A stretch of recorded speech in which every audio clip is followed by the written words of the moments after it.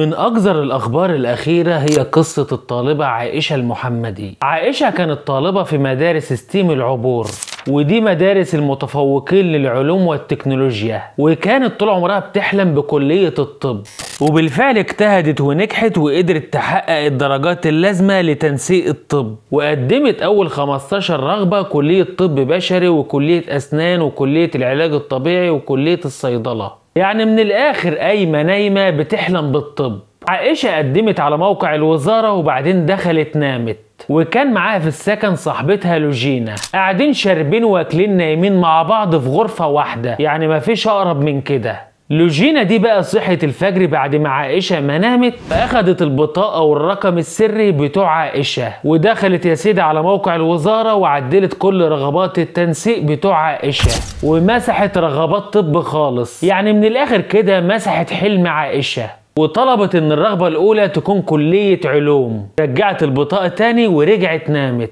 بس بعد فترة لوجينا انهارت وحست بتأنيب الضمير، وبلغت والدها ووالدتها. ووالدها مشكور الراجل محترم بلغ إدارة المدرسة، وإدارة المدرسة بلغت والد عائشة وقالت له الحق بقى قدم في مكتب التنسيق لأن التقديم الإلكتروني انتهى. أبو عائشة جري على المكتب عشان يلحق يعدل الرغبات لطب تاني، لكن الميعاد كان فات، وحلم عائشة ضاع بسبب لحظة صفار وغل وحقد. بس الحمد لله وزير التعليم العالي عرف باللي حصل واتدخل وحل المشكلة. عايز اقولك ان النفوس المريضة في كل مكان حواليك مغلولين منك بسبب اجتهادك ونجاحك، واللي يضايقك ان هم اقرب الناس ليك،